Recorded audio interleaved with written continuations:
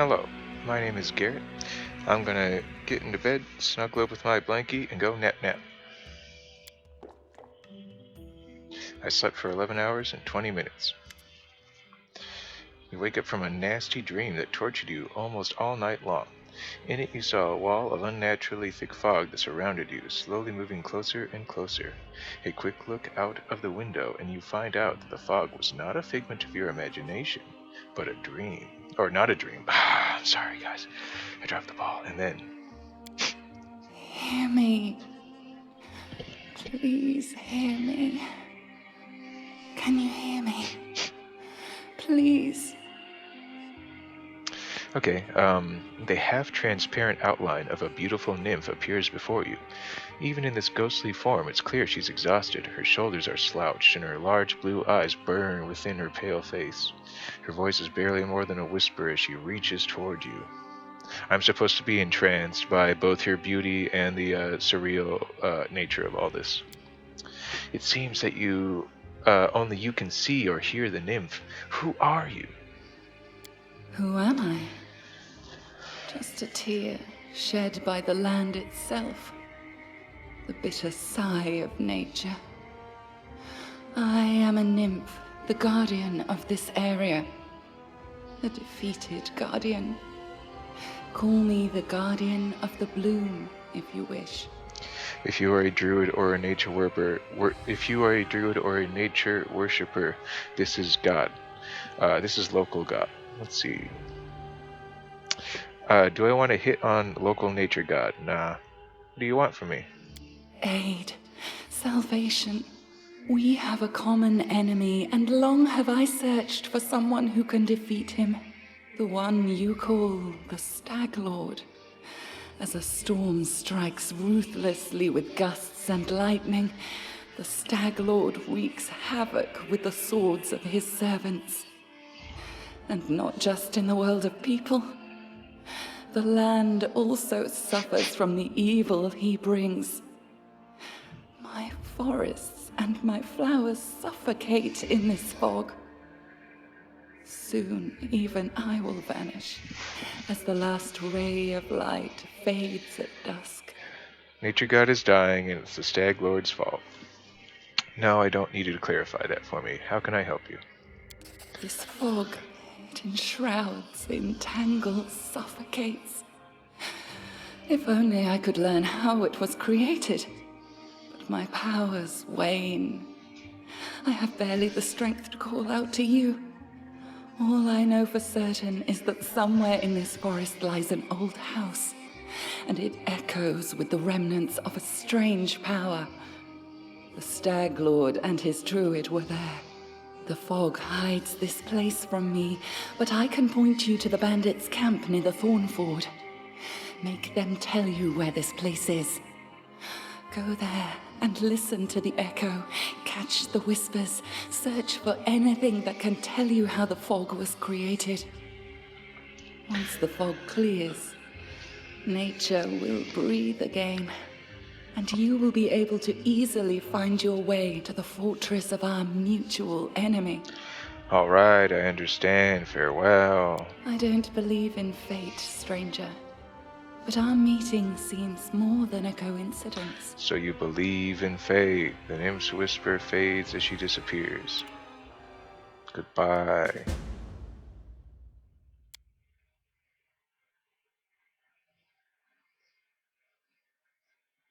And if you're thinking about Druid, spoiler, if you help her out, and you pretty much have to advance the plot, she's super thankful and really wants you to come to her verdant chambers, somewhere deep in nature. So that is not far. It's actually kind of a trek. I haven't gotten that far. And then I deleted the save file, so if I do it all again, we'll see what she has in store for me. Hey, Linzi. Yeah, I've got some time. A halfling girl with tousled hair, wearing a dusty traveler's outfit, sits chewing the tip of her quill. Just a moment. Oh, just a moment. How should I put this? Oh, I know. She scribbles something quickly in a notebook scrawled with verses. Raises her eyes and gives you a bright smile. Oh, hi. Tell me about yourself. What do you want to know? Where are you from? I'm from all over. Haha. I was actually born in Galt. That's fantasy France. and they're still having the reign of terror. She was born in a tiny village, not even on the maps, so she's blessedly far away from it, but she had to live kind of a wretched, mundane life of illiterate farmstead work. And she was slated to become someone's illiterate farmstead wife. So, and she likes being literate, but apparently she didn't think about archaeology. Who was your teacher?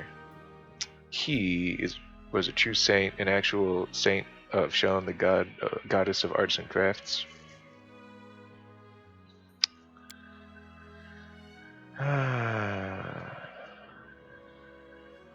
Whoever this guy is, taught her how to read and write. That was nice of him. Archknights of Avestan. Avestan is a continent on the world of Golarion. I think it's the one we are on. Yeah.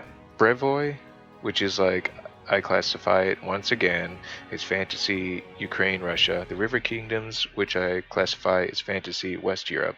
Numeria, which I quantify as practically like fantasy Mongolia, Siberia, maybe even bits of Scandinavia, all the parts that don't have very good civilization, and then with like one nasty city right there that I won't liken to any one culture or anything. It's just like it's a place of lawful evil intent with intrigue and manipulation and slavery and stuff. It's to our northwest. Hold up, have I gotten them all? Numeria and the Stolen Lands, and that's us. We're almost smack dab in the middle of this kind of subcontinent. In what I liken to fantasy Sweden, Finland, Norway, perhaps. That's all I got.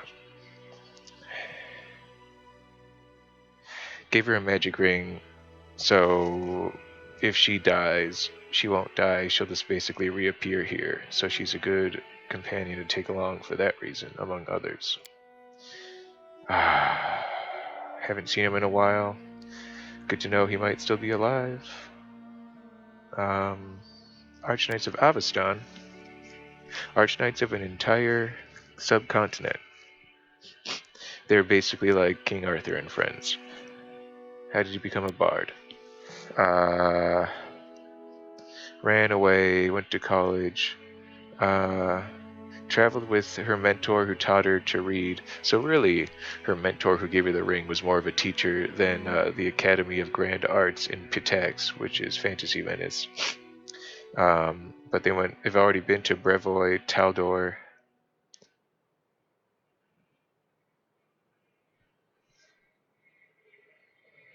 Once stretched from Fantasy Baghdad to like Fantasy California.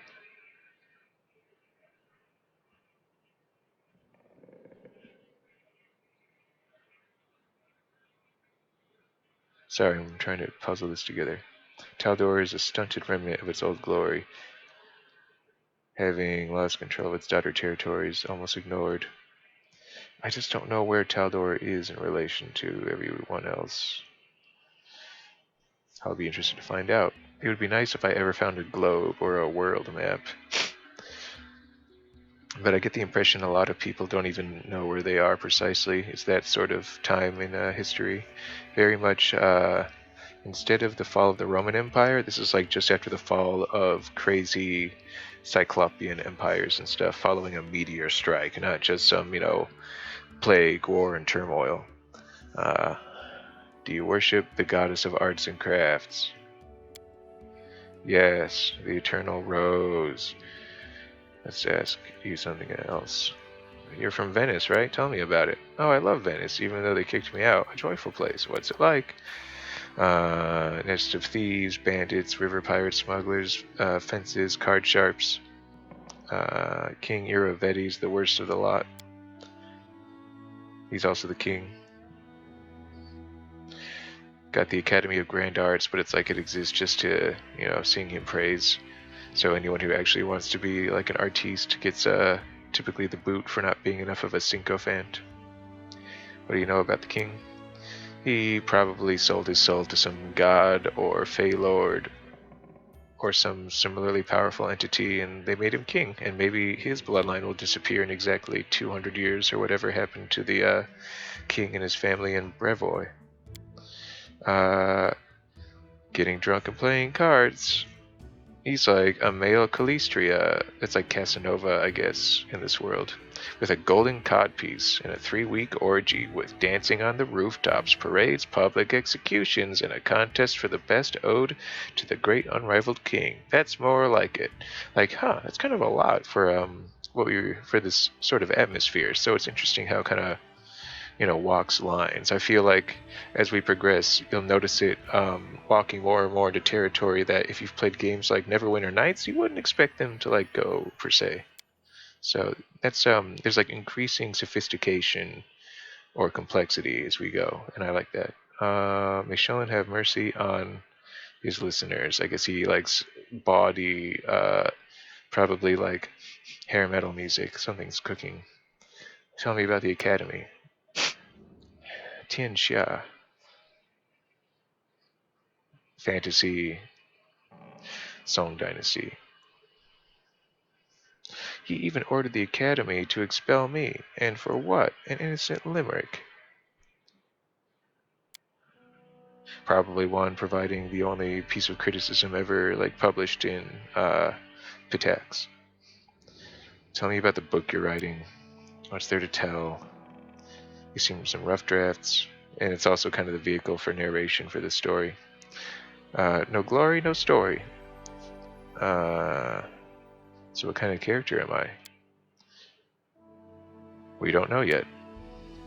How do you feel about me reading what you got so far? Okay, here's a chance to just basically nudge your alignment in a direction. I'll be remembered for my deeds, not your book. Alright, so I just reaffirmed my apathetic true neutrality. Is he lazy? Is he the Buddha? We don't know. Tell me about your friendship. Tessie the Quill is her, what's the opposite of a protege? Her master, her teacher, her idol. What's there to say? The books woke my urge to travel, but it was only thanks to Tessie that I managed to really get out of my village. So there's a distinction. I think a distinction between, fantasizing and acting that we all need to consider. I've done things with my life. Let's see. What's the deal with the ring? It gives me infinity lives. Alright, I have to go. Just don't leave without me. I'll think about it. You can make her join your team as like whatever you want her to be, but you have to pay a lot of money, and I don't need her. So in this Ironman mode, if someone dies and I really need someone to fill a gap, she can be whatever you need her to be for like 10,000 gold or something crazy. Because she's like a serious big deal Pathfinder, so she's like an actual mercenary, could probably kick my butt right now, all that stuff. While it's quiet, I'm going to reorganize this, because as I gain levels, I just become more and more potent. And I have to make room for my increasing potency on my hot buttons menu.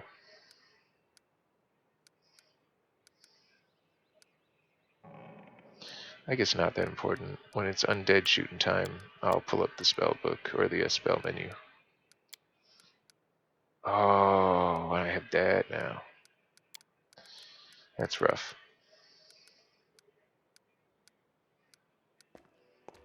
Goodness.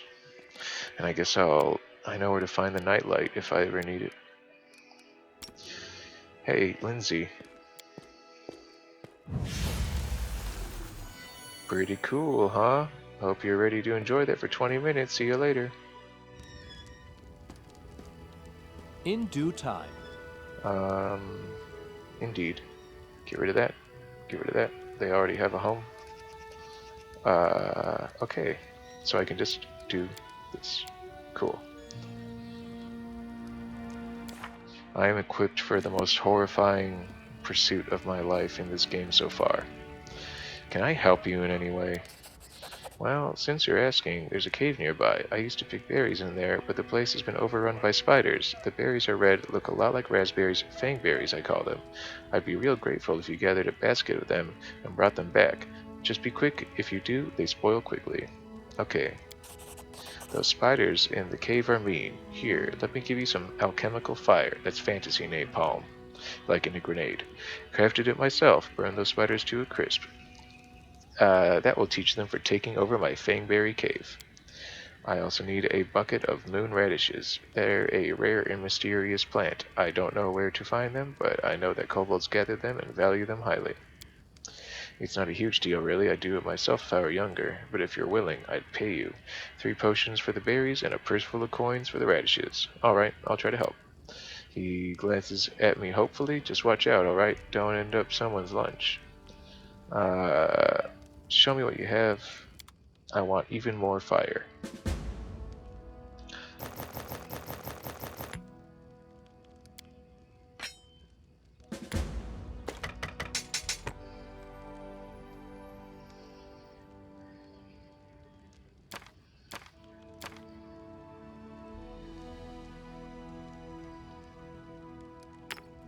Just quietly selling off baubles. Usually when they have a number counter in the top right, you can count on it being, you know, junk if it looks unique and not really serviceable. You get the idea. Now I've got a good 1.5k. I don't think that's enough to get anything cool still. Oops. I want that bag of holding. And now that we've reached level 2, we're given access to even greater equipment, as you can see by the appearance of this, perhaps? Oh, no, no. This is the alchemist. That's why you don't see the bag of holding. I just never checked with this guy. It turns out he's got some awesome... this is only and this is because it's still 1 hour of armor, but there's 50 charges. This is actually kind of big. It's like pay 750 gold to basically never have to set aside a spell slot for mage armor for myself again. So that's more fire, that's more lasers, that's more whatever. So it's worth considering. I'm not going to do it right now. That's interesting, but it's expensive.